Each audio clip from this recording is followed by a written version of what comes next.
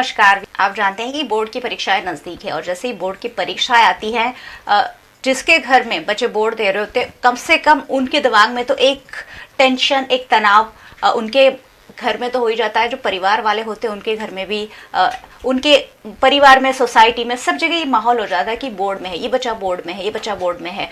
बच्चे को पूरे साल हम इतना प्रेस करते रहते हैं, अरे बोर्ड है आप खेल रहे हो, अरे बोर्ड है आप टीवी देख रहे हो।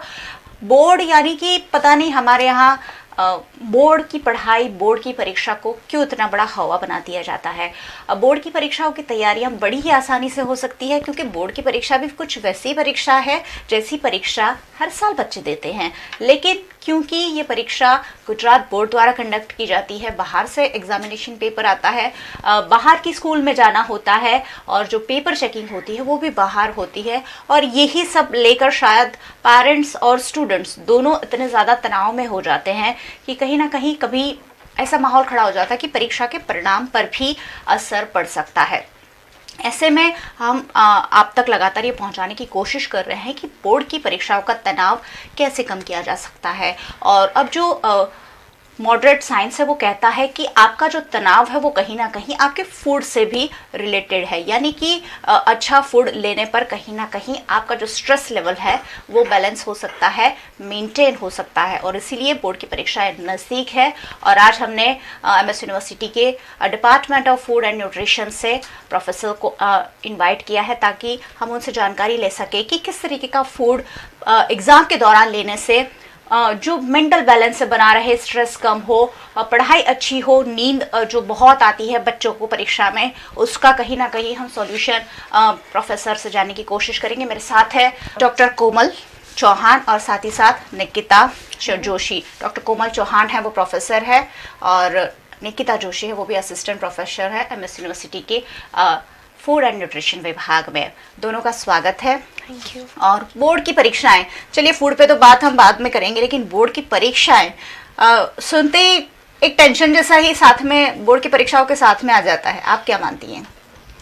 जी, आपने पहले ही बताया कि ऐसा माना जाता है और घर वाले भी मानते हैं, बिकॉज प्रेशर है कहीं ना कहीं दूसरे लोगों से, या जो एक्सपीरियंस्ड है वो कहीं ऐसा थोड़ा शेयर भी करते हैं कि टेंशन होता है।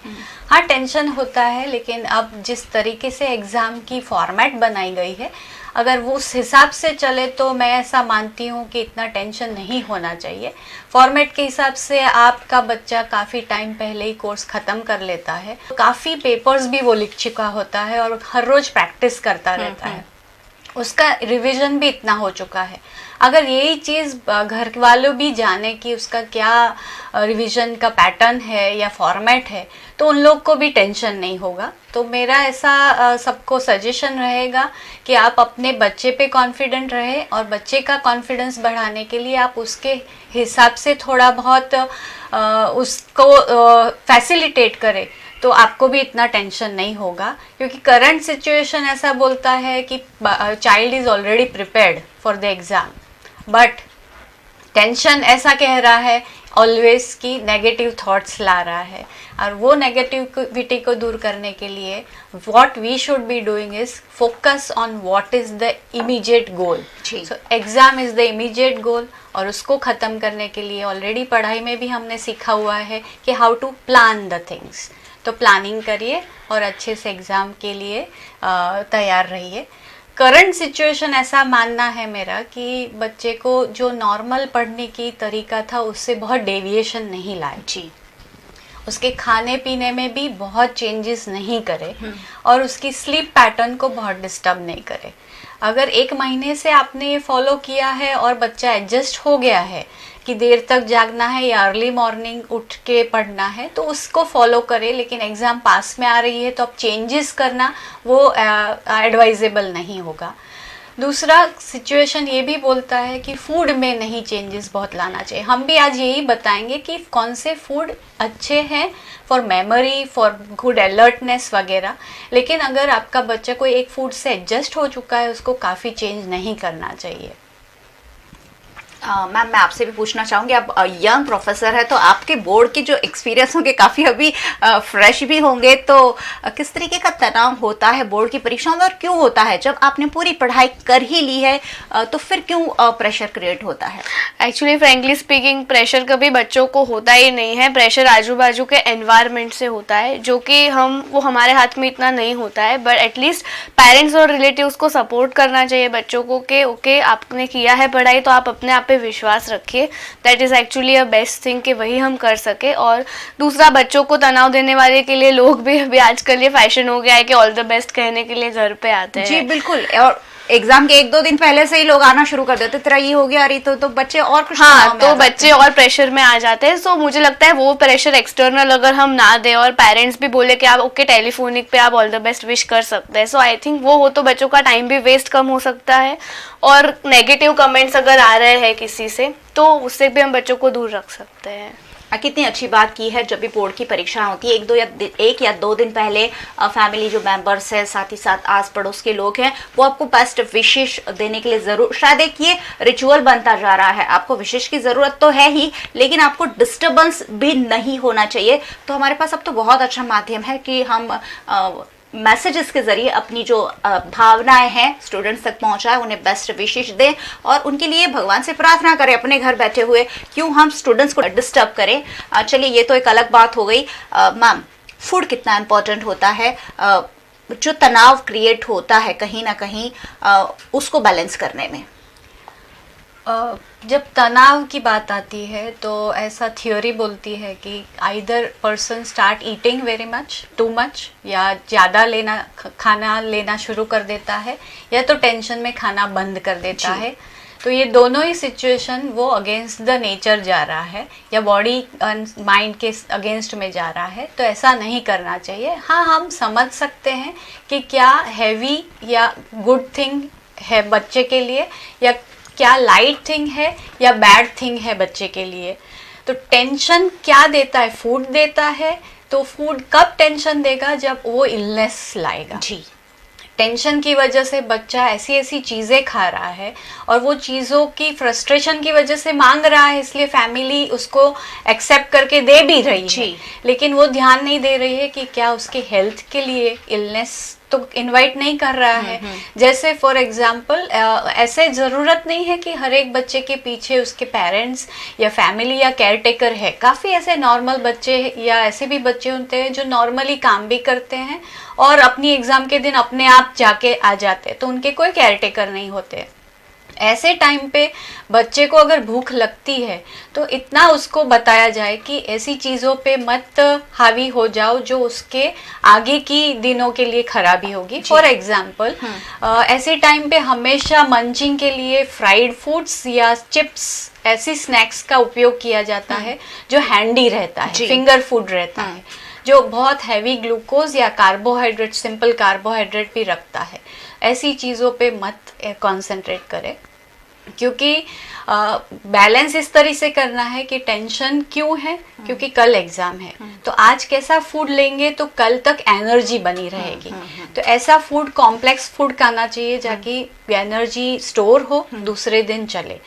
दूसरा, टेंशन में ऐसे भी चीज़ें खाते हैं जो हम घर पे नहीं बना सकते, लेकिन बच्चा डिमांड करता है, जिसमें अनकुक फूड या चटनीज वगैरह रॉ फूड आता है। अब घर में नहीं बनी हुई ऐसी चीज़ें कभी भी बाहर से लाके, क्योंकि हैंडी है, अब स्विगी और जोमेटो सब कुछ आ गया, तो हो सकता है कि person is not able to take care at home, तो मैं ऑर्डर करके आपको मंगवा लेती हूँ करके ईजी हो जाएगा। तो ऐसा नहीं करना चाहिए, क्योंकि अनकुक फूड, रॉ फूड में सबसे ज़्यादा पॉसिबिलिटी है कि इलनेस आ सकती है।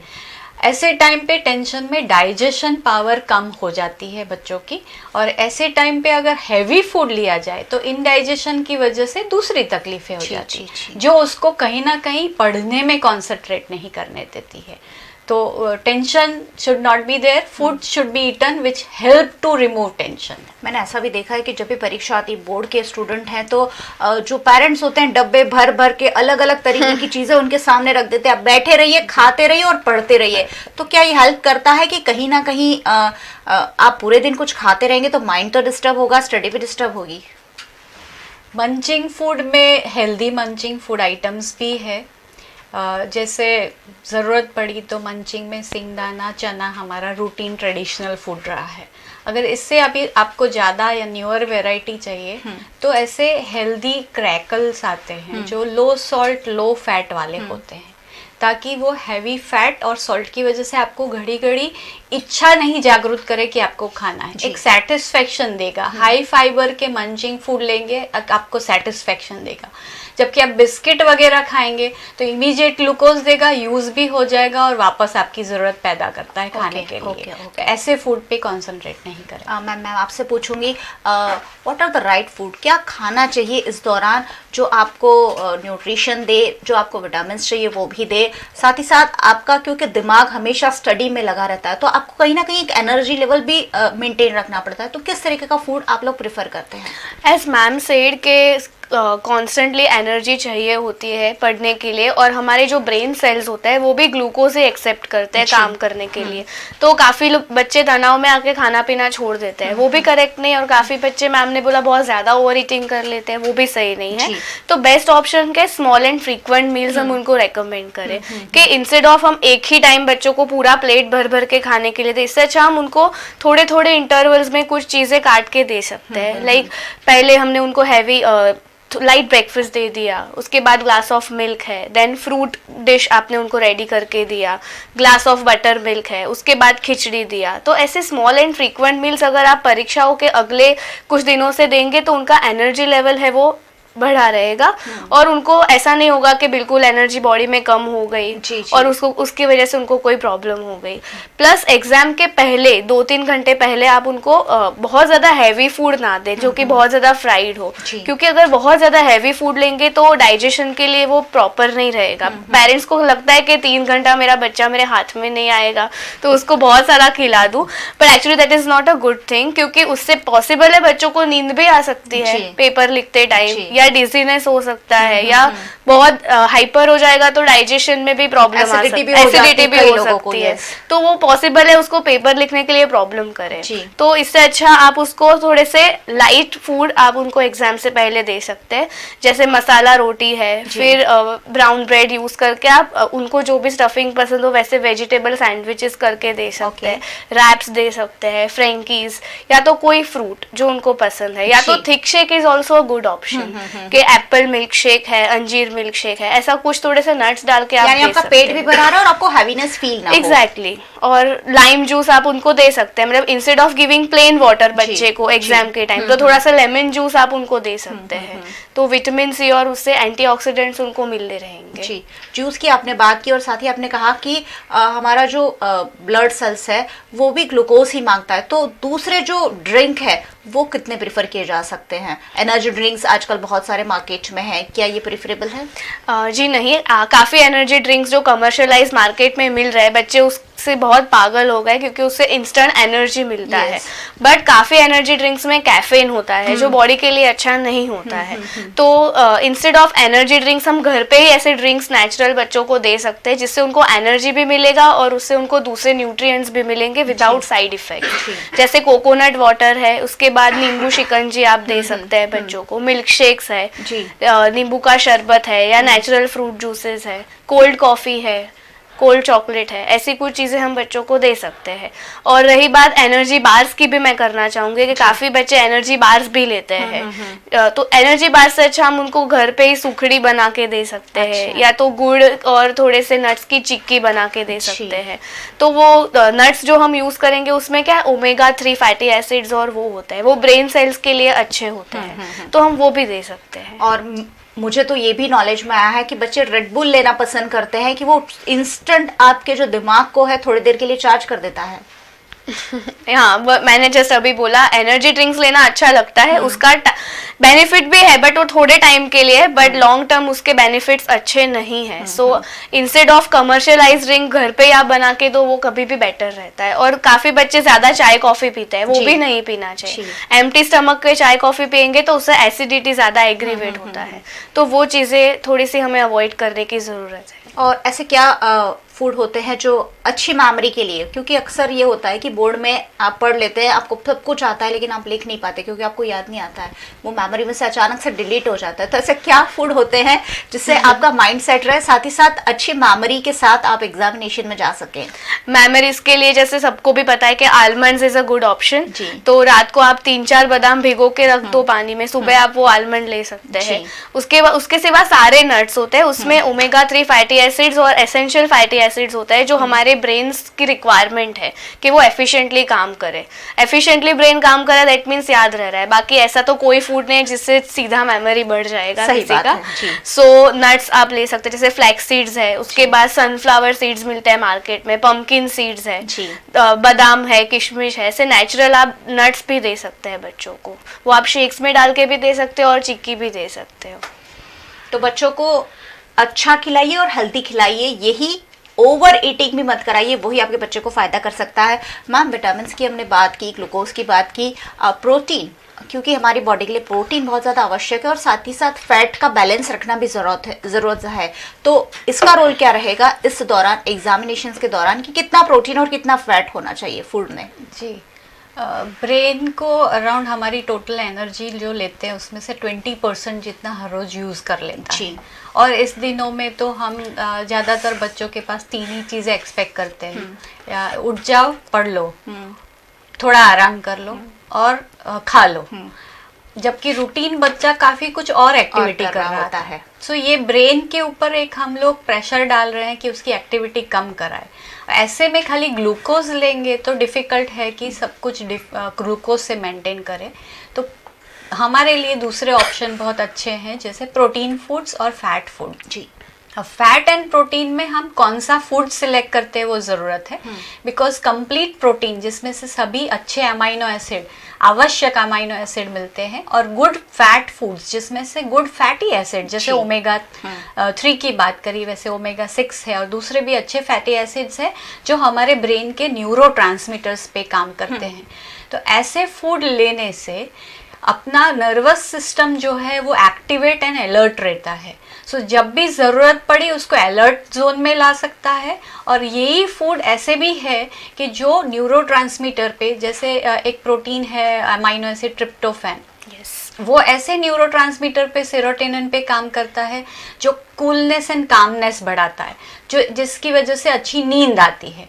तो ये सब होगा, तो अब ये इसके लिए दे रही हूँ, ऐसे अलग अलग तो नहीं ले सकते, लेकिन अच्छा क्वालिटी गुड प्रोटीन फूड और फैट दिया हुआ है, ये फूड्स जा चुके हैं, तो ब्रेन को जब जो चाहिए वो काम कर सकता है।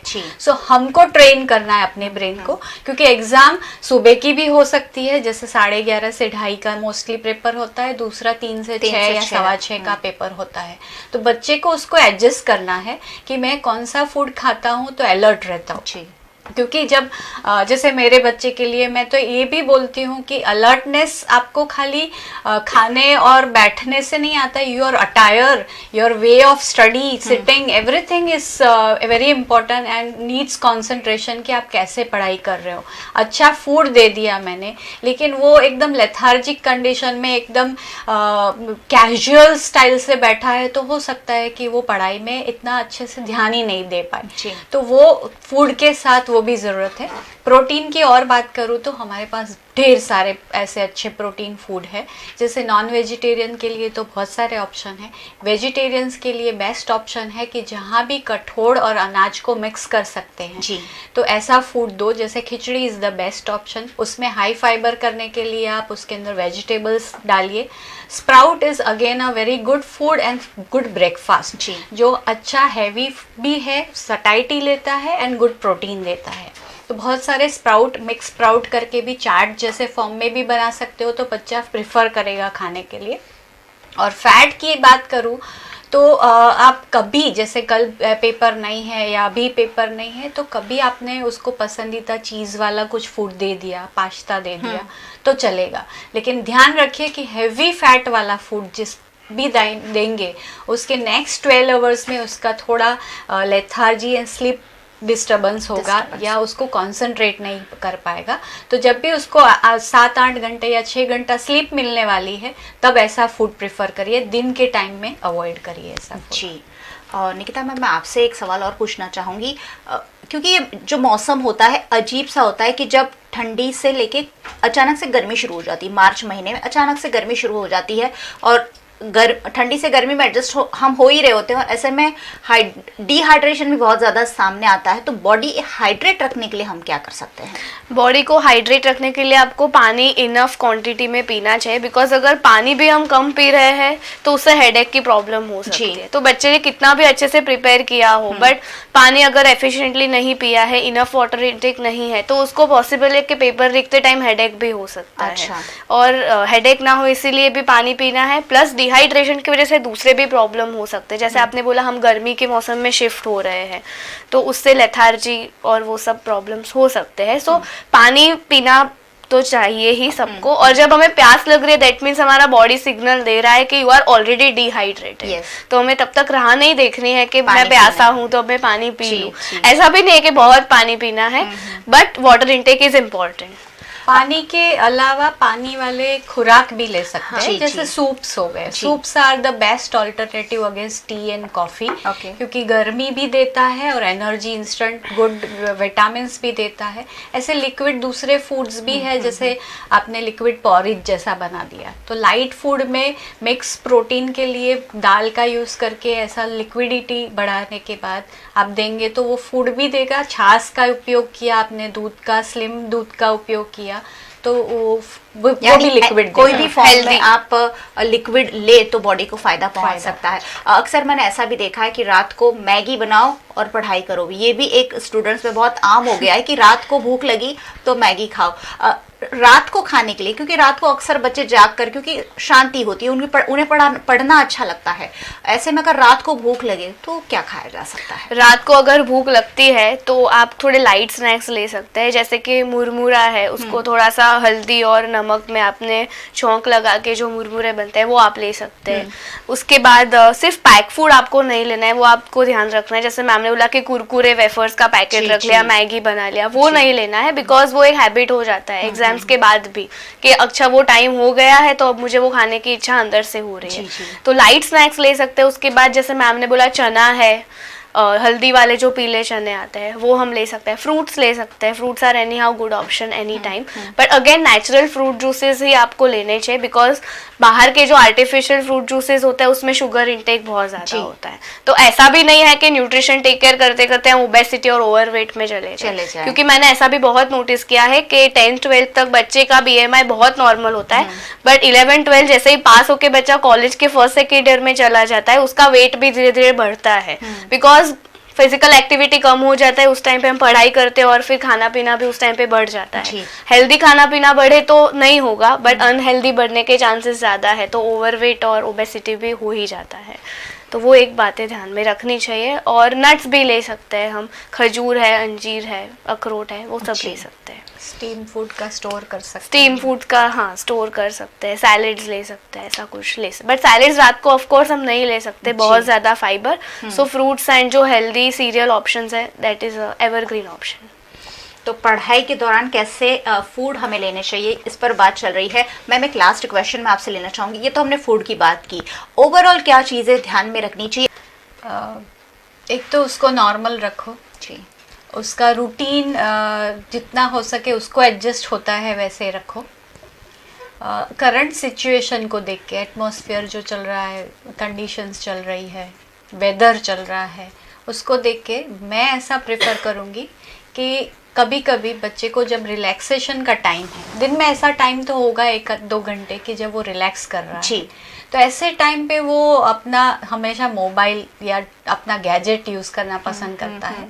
ट्राई टू अवॉइड, क्योंकि सोशल मीडिया पे ऐसे ऐसे मैसेज चलते हैं जो उसको इमीडिएट टेंशन क्रिएट कर सकता है, तो ये अवॉइड करिए। आप खाली उसको बोलिए कि you have to concentrate on what things, आपको ज़रूरत चीज़ें हम आपको बता देंगे, तो वो अवॉइड करें। दूसरा, मेंटल टेंशन को रिलीज़ करने के लिए मेडिटेशन या सिंपल रिलैक्सेशन बाई शवासन, या बैठे मेडिटेट किया, उसको पसंद है वो, दूसरा कुछ पढ़ाई किया, so that type of meditation is more required. क्योंकि कई बच्चों को बोल के पढ़ने की आदत होती है, कई लिख के पढ़ते हैं, कई लोग को शांत वातावरण चाहिए, तो उसमें थोड़ा चेंज लाइए। दूसरा, एक्सरसाइज, ये बॉडी अकड़ जाती है अलग अलग पोजीशन में बैठने की वजह से, तो उसको लाइट अपनी hand movements and leg movements से, एक्सरसाइज से ब्लड सर्कुलेशन कराए रखिए जी। सो मेरे बच्चे के लिए जैसे मैंने हमेशा पहले भी बताया कि एक नॉर्मल रखिए और एक अटायर नॉर्मल ही होना चाहिए। अभी घर पे ही हूँ, क्या पहनूं क्या नहीं पहनूं ऐसा नहीं, you have to be very mind and body के हिसाब से क्लीन नीट होना चाहिए। ब्लड सर्कुलेशन थ्रू आउट रहे, इसलिए टाइम टू टाइम खड़े होके रिलैक्स करो, उसको भी कुछ काम दिया है वो करने दो जी। मैं तुझे अपने रूम में खाना दूंगी या आपको दिया जाएगा, you need not have to worry, ऐसा नहीं, let him move around. Physical exercise जो भी एक्टिविटी yes, वो चालू normal रखें, हम रखो। नॉर्मल जो करते हैं वो सारी। जी। और कुछ? और खाली इतना ही है कि we wish them Yes. Best for the exams. आपको आपका 100% देना है, फिर जो होगा देखा जाएगा। You need not have to worry on them, but give your 100% with positivity. क्या कहना चाहेंगे? Last message. बच्चों को बिल्कुल टेंशन लेने की ज़रूरत नहीं है। आपने जो पढ़ा है वो आपने पढ़ा है और आपको पता है आपने कितनी प्रिपरेशन की है। So do your best and leave the rest. All the best. Thank you very much आप दोनों मेहमानों का हमारे साथ जुड़ने के लिए। बोर्ड की परीक्षा बहुत नज़दीक है और ऐसे में अपने बच्चे को समझिए और उससे हर तरीके से सपोर्ट करने की कोशिश कीजिए। आपके पास बहुत सारे टिप्स है जिसको फॉलो कर आप एक अच्छे पेरेंट साबित हो सकते हैं, साथ ही साथ आपके बच्चे को एक ब्राइट फ्यूचर की ओर भी ले जा सकते हैं। बोर्ड की परीक्षाओं में बच्चों को तनाव से दूर रखिए और बच्चों को फूड कैसा देना है उसकी जानकारी आज हमने आपको दी है। ऐसी ही जानकारी आपको पता है PNM हमेशा आप तक पहुंचाने की कोशिश करता रहा है। अलग अलग तरीके के मुद्दों पर जानकारी के लिए देखते रहिए PNM। नमस्कार।